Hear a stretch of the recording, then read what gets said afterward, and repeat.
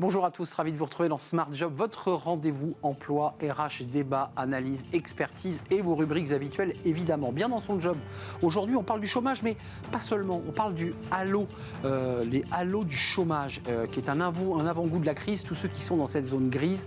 On va en parler avec un expert, Alexandre Jude, économiste au Hiring Lab chez Indeed. Il va tout nous expliquer. Le cercle RH et un grand entretien aujourd'hui avec Pierre Gattaz, alors, dirigeant de Radial, ancien président du MEDEF et auteur d'un livre Enthousiasmez-vous, édition du Rocher, ce que la vie m'a appris et que je voudrais partager avec vous. On fera le point avec lui évidemment sur tous les sujets qui sont sur la table, le télétravail, la semaine des 4 jours et la manière dont le gouvernement enclenche France Travail, puisque le Sénat et l'Assemblée nationale se sont mis d'accord sur la loi plein emploi. Le livre de Smart Job, tiens, la semaine des 4 jours, sans perte de salaire, ça marche, c'est aussi le titre d'un livre.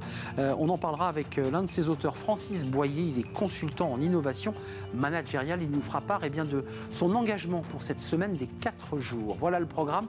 Tout de suite, bien dans son job.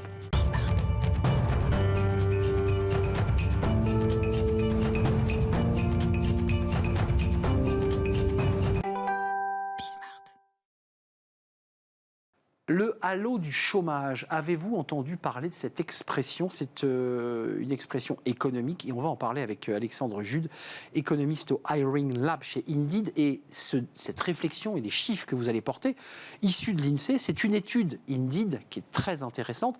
Commençons par le début. Le halo du chômage, c'est quoi? Parce qu'on a les chiffres du chômage, alors ça c'est officiel, publié, parfois même révélé dans les médias, 7,1, je crois que ce sont les derniers chiffres. Le halo, c'est autre chose. Un halo, c'est quoi? C'est ce qui est autour, c'est ce qui est un peu évanescent? Bonjour, alors effectivement, il y a les chiffres du chômage sur lesquels il y a énormément de communication qui est faite, et il y a autour de ce noyau du chômage un certain nombre de personnes qui sont exclues des chiffres pour tout un tas de raisons, mais qui cherchent tout de même un emploi.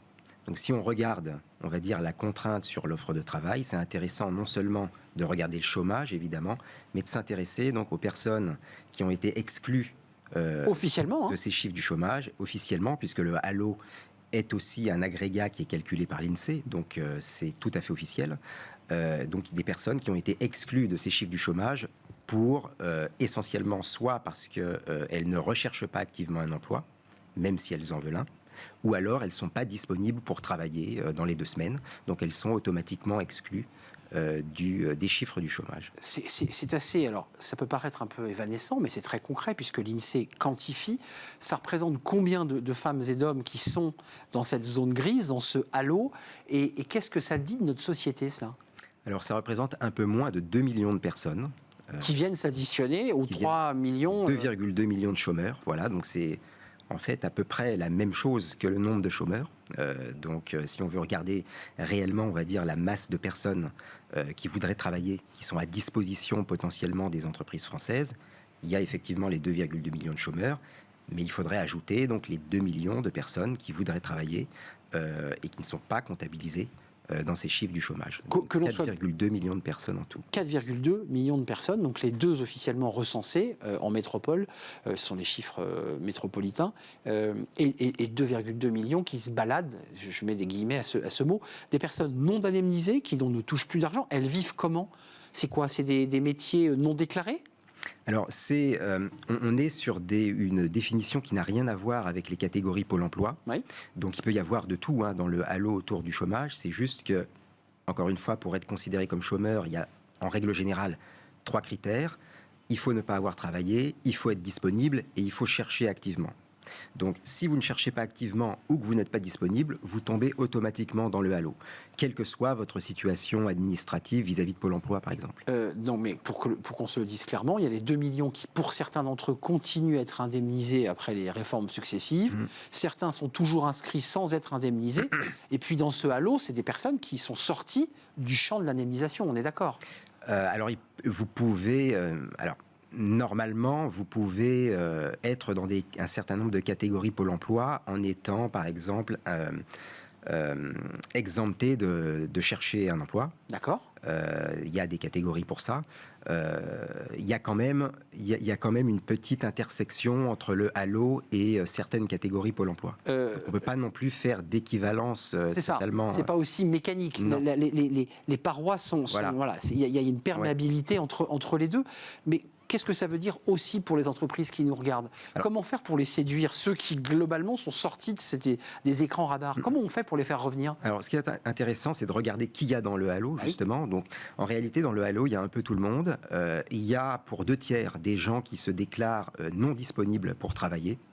Donc il y a tout un tas de raisons. Il y a des personnes, par exemple, qui sont malades, des personnes qui vont aider un proche, prendre un proche en charge. Il y a aussi des personnes qui peut-être travaillent à des projets personnels, préfèrent aller en vacances, mais pour autant qui voudraient trouver un emploi. Donc, c'est paradoxal, vous en conviendrez. Mais je pars en vacances, mais je cherche un emploi. Alors, ça reflète aussi les priorités qui changent un peu vis-à-vis du travail, notamment post-Covid. Et ce qui est intéressant de noter, c'est quand on regarde l'évolution de la composition du halo, les personnes qui ne se déclarent pas disponibles ont tendance à prendre de l'importance sur les dernières années dans le halo.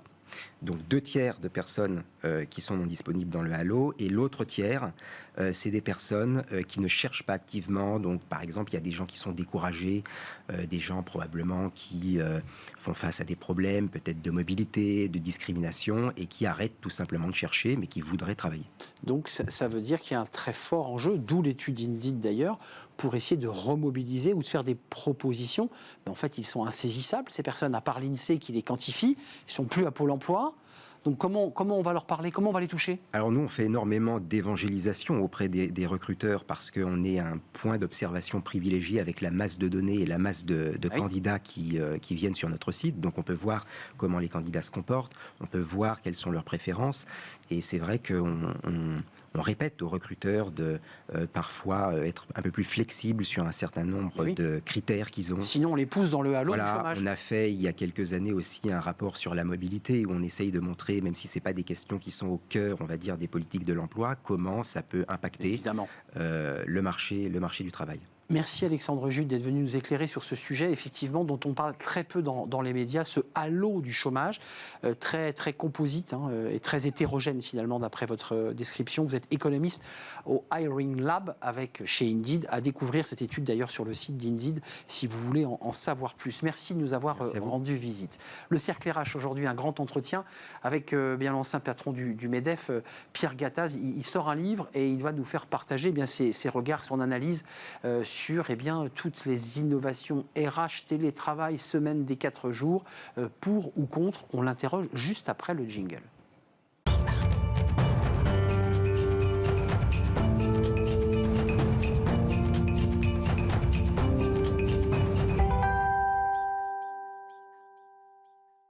Le Cercle RH, aujourd'hui, un grand entretien avec Pierre Gattaz. Alors, il est toujours à la tête d'une très belle ETI Radial et l'ancien président du MEDEF est engagé, on va en parler avec lui, dans un projet à la fois presque philosophique, littéraire, environnemental dans le Luberon. Et ça, c'est sa deuxième partie de vie. Ça se passe plutôt le week-end. Et ce livre, Enthousiasmez-vous, ce que la vie m'a appris et que je voudrais partager avec vous, édition du Rocher. Le livre vient de sortir. Pierre Gattaz, on est très heureux de vous accueillir. Je riais en disant, mais je pensais vous voir arriver avec un sécateur, un chapeau et un tablier de vigneron. Non, vous êtes toujours à la tête de Radial, toujours un chef d'entreprise engagé. Oui. Comment vous la regardez, notre société? La loi plein emploi vient d'être votée, le Sénat et l'Assemblée a validé le texte. On va partir vers une nouvelle institution, France Travail. Ça va dans le bon sens? Ça va dans le bon sens. Je vais vous dire, j'ai vu la France se réformer économiquement depuis une dizaine d'années. Et c'est pour ça que j'ai écrit ce livre, Enthousiasmez-vous. La France est passée de 10% de chômage, 11% à 7%. Des réformes fiscales et sociales ont été menées, et ont été menées par un gouvernement socialiste. J'allais y venir. Hollande-Valls, vous les remerciez? Oui, je le rends hommage, surtout à Manuel Valls, parce qu'il a eu le courage de faire des réformes impopulaires. Politique de l'offre. Politique de l'offre, des réformes fiscales. Le taux d'IS est passé de 33% à 25%. Il a fait les réformes, la loi El Khomri, de simplification du Code du travail. Ce sont des réformes importantes qui ont été poursuivies par Emmanuel Macron. Et j'ai vu vu l'image de la France changer à l'international. J'ai vu des investisseurs français, étrangers revenir en France, et surtout que le chômage est passé à 7%. L'apprentissage, quand je suis arrivé au MEDEF, était autour de 200 000 par an, très faible. En 2013, on est monté à 7 000, 700 000, 800 000. Donc je trouve qu'il y a des très très bons côtés, et c'est pour ça que je me dis, enthousiasmons-nous, parce que la France est en train de se redresser économiquement. Bien sûr, il y a encore des réformes à faire, mais au moins sur le plan économique, il se passe des choses depuis une dizaine d'années. Et vous savez, quand l'économie marche, quand l'entreprise marche, quand les patrons sont motivés, eh bien, on peut espérer que, eh bien, il y a du bien-être supplémentaire à nos compatriotes, il y a de la richesse qui va se créer, et puis l'environnement. Quand l'économie fonctionne, c'est le début de votre livre. Voilà, le social et l'environnemental peuvent être plus faciles et peuvent avancer dans le bon sens. De vie, parce que je l'évoquais, Radial, et puis en même temps cet engagement, vraiment cet engagement dans le Luberon pour créer un lieu de réflexion autour de la nature. Vous étiez l'homme au pins, oui. On vous a brocardé avec ce pins. Oui. Vous ne le regrettez pas, ce pins ? J'en suis très fier. Non, je veux dire, vous savez, quand on est président du MEDEF, il faut savoir ce qu'on veut. Moi, j'y suis allé pour la France, pour les entreprises. Je voyais un gouvernement socialiste qui, au tout début, avait des mesures qui étaient très, très difficiles pour tout le monde. J'aime pas la finance, j'aime pas les banques, j'aime rien. J'aime pas les patrons, globalement. Bon, et en fait, ça s'est beaucoup mieux passé que ce qui était prévu. Et je me dis, il a fallu convaincre ce gouvernement et les médias et la politique de dire on peut créer 1 million d'emplois. C'est pour ça que j'ai lancé ce projet, parce que c'était au-delà d'un pins.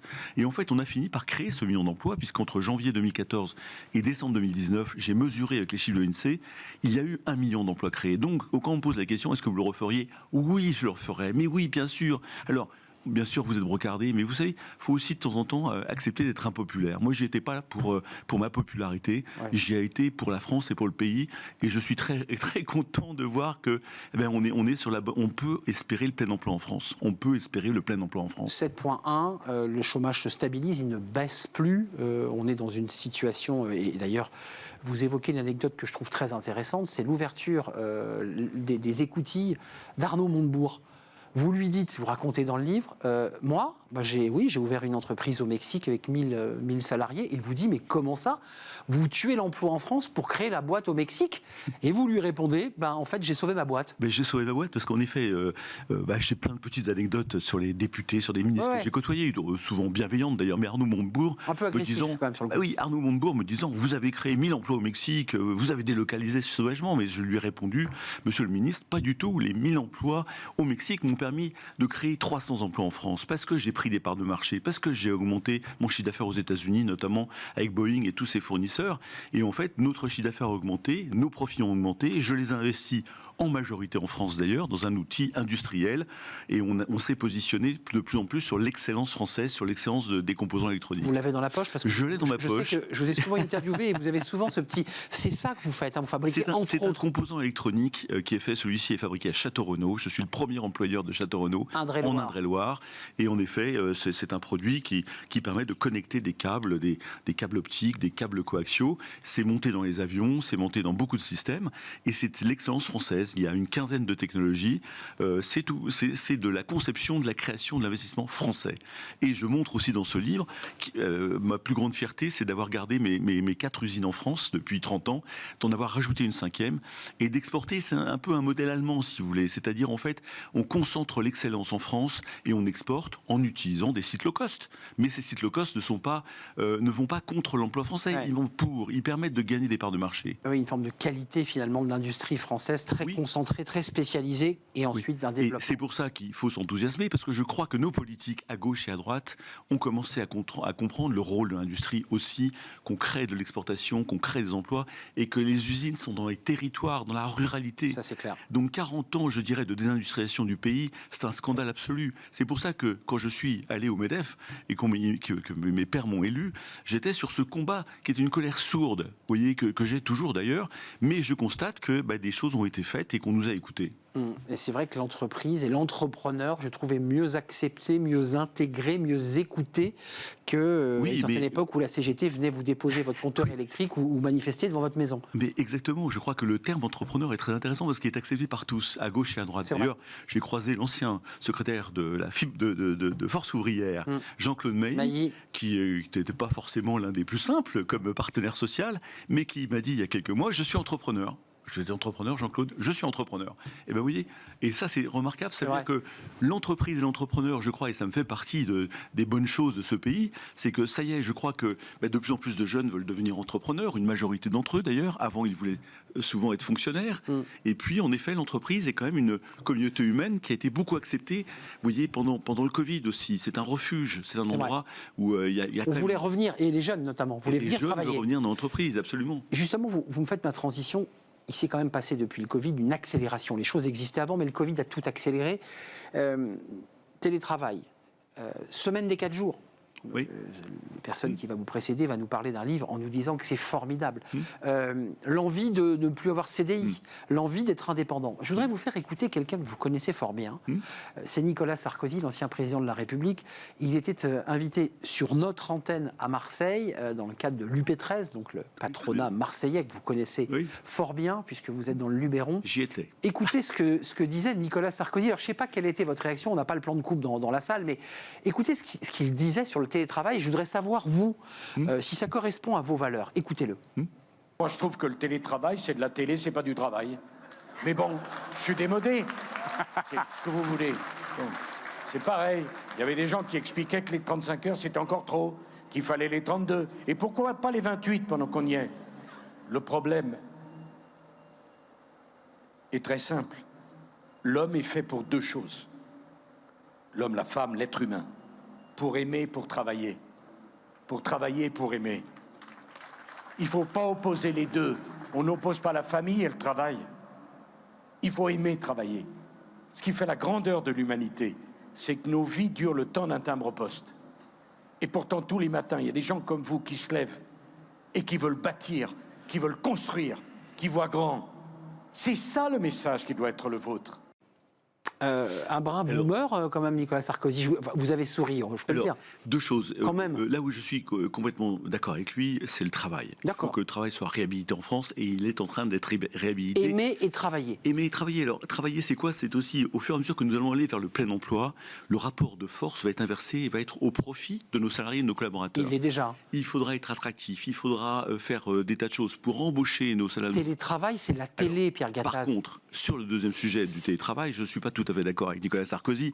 Je pense que c'est de nouveau une question d'éviter les extrêmes. 100% de télétravail, pour moi, c'est une hérésie. Il faut voir les gens, il faut sentir nos collègues, nos partenaires, nos clients, nos patrons, etc. C'est très important. C'est une communauté humaine. 0% de télétravail, je pense que c'est aussi une hérésie. Alors ça dépend. Quand vous êtes à l'usine, vous ne faites pas de télétravail. Mais ce qui est le cas des personnes qui travaillent chez moi, sur vos sites. Moi, dans mes ouvriers, etc., ne sont pas en télétravail. Ça concerne les cadres et en région parisienne où parfois ils ont 1h30 de voiture ou d'embouteillage, etc. Moi, je fais des choses qui sont mesurées, c'est-à-dire on fait 2-3 jours de télétravail. Ça dépend des sites. En général, c'est pour les cadres et c'est pour le siège. Il est un peu à côté de la plaque, là, quand même, Nicolas Sarkozy. Écoutez, ça fait partie des postures de Nicolas Sarkozy. Moi, je pense qu'en fait, il faut surtout ne pas imposer les choses. Je crois que c'est ça la raison. C'est qu'il y a des entreprises qui peuvent se permettre d'aller aux 4 jours. Bravo. Qui peuvent faire du télétravail à 70%. Pourquoi pas? Mais après, il faut regarder quel est le business model de chaque entreprise. Je connais des patrons qui ont dit c'est génial, je suis aux 4 jours, eh bien ça marche. Mais tant mieux, tant mieux. Moi je ne pourrais pas le faire facilement à Radial parce que j'ai besoin du vendredi et parce que j'ai aussi, pour faire des petits connecteurs comme ça, des gens qui sont sous microscope, etc. et qui sont c'est compliqué. Donc les faire déjà bosser 8 heures par jour, c'est compliqué. 10 heures ou 11 heures par jour, c'est encore plus compliqué. Donc vous voyez, ça dépend vraiment. Moi ce que je crois, c'est qu'il faut laisser les chefs d'entreprise avec leurs collaborateurs décider de ce qui est bien pour eux et surtout qu'on n'ait pas de loi qui nous arrive sur la tête comme les 35 heures. Justement, il y a un autre élément, c'était les 35 heures, 35, 32, puisque vous avez entendu son analyse, c'est la semaine des 4 jours, puisqu'il ne le dit pas comme ça, nous amène à la semaine des 32 heures. On va jusqu'où comme ça? Mais l'hérésie des 35 heures françaises, c'est imposé du haut. C'est ça l'hérésie. Moi j'étais furibard, si vous voulez. Le patronat était furibard de l'époque. D'ailleurs, le président du MEDEF a démissionné le lendemain. Mais c'est pas ça, c'est l'inverse. l'inverse de ce qu'on fait dans nos boîtes. Dans nos boîtes, on écoute les gens, on écoute nos ouvriers, nos ingénieurs la plupart du temps. C'est de la qualité totale, c'est du management participatif. Alors, le lean management dont vous parlez oui, dans le livre, c'est important. J'en parle beaucoup et je voudrais qu'on transpose ça dans la sphère publique. Parce que c'est ça le problème, à mon avis, c'est qu'on ne fait pas assez confiance aux fonctionnaires de base qui voient, les infirmières voient des problèmes toute la journée, les médecins voient des problèmes toute la journée. Mais c'est l'ARS qui décide. Mais c'est le top-down. Donc en fait, il y a quelqu'un qui va décider du haut et on leur met une structure de gestionnaire sur le côté qui est énorme. Donc je dis, mais inspirez-vous de ce qu'on fait dans les entreprises. Et donc je pense que les gens veulent travailler 35 heures ou 28 ou 32, c'est le chef d'entreprise avec ses équipes qui doivent décider que son business model marche avec 30 heures. Mais tant mieux, bravo. C'est pas mon business model à moi par contre. Ça veut dire quand même qu'il faut quand même une capacité d'ouverture, d'écoute et de qualité du dialogue. Je ne parle pas du dialogue social, même du dialogue dans l'entreprise. Oui. C'est pas vrai partout. Oui, c'est fondamental. Moi, je crois beaucoup, et je parle beaucoup de management moderne, participatif. Je crois que quand on veut aller loin, on ménage sa monture. Sa monture, c'est son équipage. Et quand on traite bien son équipage dans les périodes de croissance, eh bien, quand il y a des crises, j'en ai pris 4 à Radial, l'équipage est resserré souvent derrière le capitaine et veut conserver l'outil de travail et donc le bateau. C'est ça, en fait, la vie. Et c'est une formidable communauté humaine. Donc, en France, on l'a vu beaucoup sous l'angle de la lutte des classes. On a beaucoup politisé l'entreprise, l'économie depuis 40 ans. C'est insupportable. Ça peut évoluer. C'est en train d'évoluer. Ouais. Et franchement, c'est en train d'évoluer. D'ailleurs, l'image de l'entreprise s'est redressée. L'image des patrons, surtout les plus petits patrons, s'est beaucoup redressée. La crise Covid y a joué beaucoup. La crise Covid, voilà. Et on voit bien que ces entreprises sont des havres de paix aujourd'hui parce qu'il n'y a pas de politique dedans.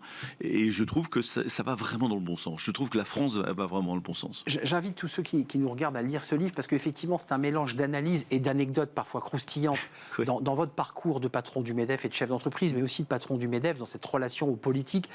Quand même, d'un point de vue, je dirais, très macro, on a le sentiment aujourd'hui qu'il y a une vraie révolution du travail, de la manière dont le citoyen, le Français, puisqu'on est en France, regarde le travail et l'intérêt qu'il y porte. On voit un désengagement de sa relation au travail. Ça, vous le ressentez ? Alors, je le ressens, surtout dans les nouvelles générations qui ont passé le Covid. Beaucoup de nos compatriotes, nous compris d'ailleurs, on a été payés pendant quelques semaines, quelques mois à rien faire. Enfin, pour certains d'entre nous. Et après, c'est dur de revenir au travail le lundi matin à 8h.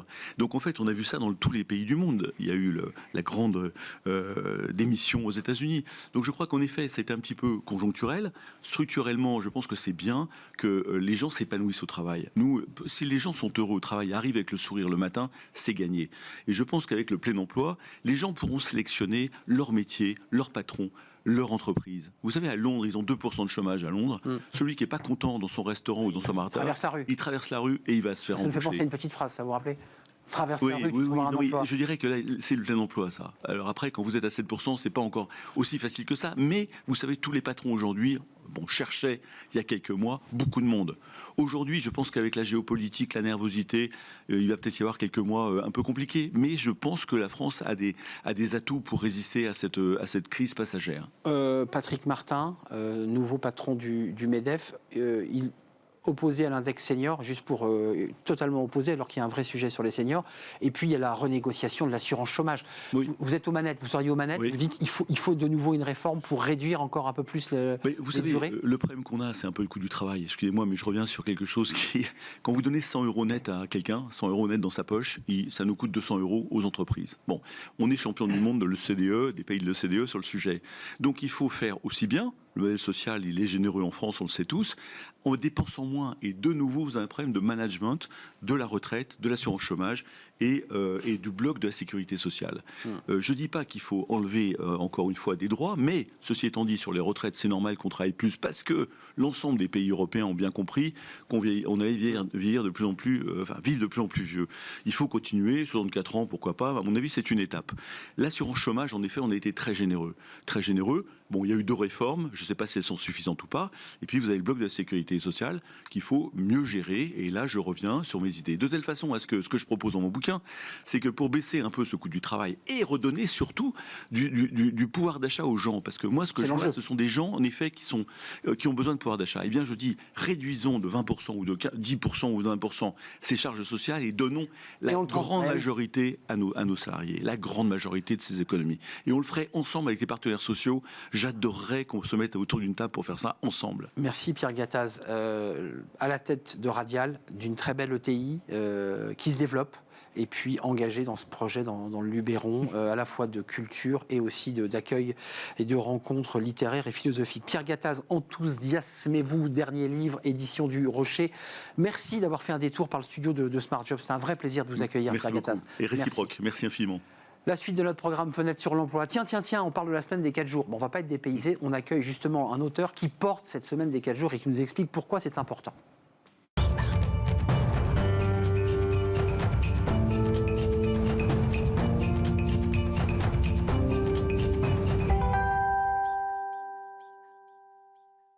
Le livre de Smart Job, tiens, la semaine des 4 jours. On en parle beaucoup de cette semaine, un livre passionnant.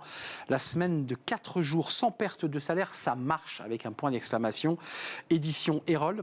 C'est une révolution du rapport au travail, écrit par Francis Boyer avec la collaboration de Thomas Laboret. Francis Boyer, merci d'être là. Consultant en innovation managériale, c'est un sujet que vous portez depuis longtemps. Ce livre est très riche parce que très documenté. Ce n'est pas une idéologie, c'est un vrai travail, j'allais dire universitaire, de fond. La productivité, la manière dont on organise le travail. Et je trouve passionnant dans ce livre, et j'aimerais qu'on le développe, la relation aux transformations managériales. Vous dites clairement que les études montrent que les semaines de 4 jours ne provoquent pas plus de stress et que les salariés sont heureux. Et ceux qui critiquent la semaine des 4 jours disent exactement l'inverse. Expliquez-nous. Déjà, bonjour et merci de m'avoir invité. Effectivement, moi j'ai écrit cet ouvrage, le point de départ c'était l'intérêt que je portais à l'amélioration du bien-être alors qu'on augmentait la durée quotidienne. Et assez rapidement, ma surprise a été de constater qu'on augmentait la productivité. Donc je suis assez allé rapidement sur le fait que ça pouvait être un nouveau contrat social. Donc, mais c'est un contrat social qui est avant tout un projet collectif. Et ceux qui mettent à l'épreuve la semaine de 4 jours ont certainement raison de le faire. C'est complètement différent de la réduction de la durée du travail à 32 heures ou 28 heures, parce que là, en fait, c'est un contrat gagnant-gagnant entre l'employeur et les salariés, où l'employeur dit en substance, je vous offre 47 jours de repos supplémentaires par an, à définir sur les modalités, en contrepartie de quoi vous vous débrouillez, vous trouvez des solutions pour qu'on puisse faire rentrer en 4 jours ce qu'on faisait rentrer en 5 jours, avec, de mon point de vue, le même nombre d'heures. Donc, on n'est pas... Voilà. Vous réglez le problème de 35-32. Vous êtes sur 35 heures. Moi, je suis pour 35 heures parce que je pense qu'aujourd'hui, de toute manière, d'après de nombreuses études, on ne travaille pas 35 heures par semaine. En effectif, on travaille déjà à 4 jours. Quand on irait. C'est ce que j'essaie de développer dans l'ouvrage. Une vraie journée de travail, quand on l'analyse bien, c'est pas effectivement mis bout à bout 35 heures. Non, le cerveau humain ne peut pas fonctionner 7 heures en continu, c'est impossible. Et donc, il faut juste aller repérer ce qui, aujourd'hui, pourrait être amélioré. On parlait tout à l'heure du lean management, donc on est totalement de cet esprit-là. Exactement. La semaine de 4 jours, pour moi, c'est pas une réduction du temps de travail. La semaine de 4 jours, c'est un projet d'innovation managériale, c'est mon métier. Et c'est le premier projet que je constate depuis que j'ai 15 ans d'ancienneté et d'expérience sur ce sujet-là, où tout le monde peut y gagner. Où l'entreprise, l'employeur va dire à ses collaborateurs, je vous fais confiance. Je suis certain que vous allez pouvoir me trouver des solutions à votre niveau. Il me reste une question, Francis Boyer. La relation au stress, vous l'écrivez très clairement. On a des collaborateurs qui disent « mais je suis moins stressé », un peu étonnés d'ailleurs, en disant « mais je pensais que je serais épuisé » et ils ne le sont pas. Oui, alors la première opposition qu'on a par rapport à la semaine de 4 jours, c'est la crainte de l'augmentation du stress. Exactement. Et donc... en fait, le stress diminue et à peu près 40% des gens se déclarent moins stressés et 70% moins fatigués. Alors pourquoi ? Tout simplement parce que accorder 3 jours de repos permet au corps de se remettre en énergie. On produit moins de cortisol, on produit moins d'adrénaline, donc on se remet à niveau. Et c'est d'ailleurs ce qui était constaté par Henry Ford en 1926 avec la semaine de 5 jours. Et donc plus opérationnel quand on revient, et donc on peut faire des journées plus intenses que les journées lycée sur 5. Et mieux réparties, en fait, parce que dans l'ouvrage, j'ai aussi travaillé sur les temps de pause. Pour que, en fait, il y a une étude qui dit que et durée de réunion aussi, je le précise. Oui, et puis le temps qu'on consacre aux réunions, aux mails. C'est ce que j'appelle un peu les parasites, c'est-à-dire que quand on y réfléchit, il y a plein de choses qu'on fait, dont on pourrait s'émanciper, mais on n'ose pas l'aborder parce que c'est un peu tabou. Et puis on peut le lisser sur 5. Exactement. Et sur 4, on a moins le temps. Vous reviendrez parce que je voudrais qu'on y avec grand plaisir. Plus de temps et peut-être même avoir un débat plus dialectique avec ceux qui considèrent qu'aujourd'hui c'est pas possible. Avec grand plaisir. Je pense que vous êtes tout à fait capable de développer vos arguments. Je ferai de mon mieux. Voilà, je pense. Merci François. Francis Ok. Boyer, ce Merci, livre, Arnaud. La semaine de 4 jours sans perte de salaire, ça marche. C'est une étude passionnante à découvrir aux éditions Erol. Vous êtes consultant en innovation managériale. Nous sommes très en retard. Je remercie toute l'équipe, évidemment. Alice à la réalisation, Thibaut au son, évidemment, et l'équipe de programmation, Nicolas Juchat et Alexis. Merci à vous. Merci pour votre fidélité. Je vous dis à très, très bientôt. Bye bye.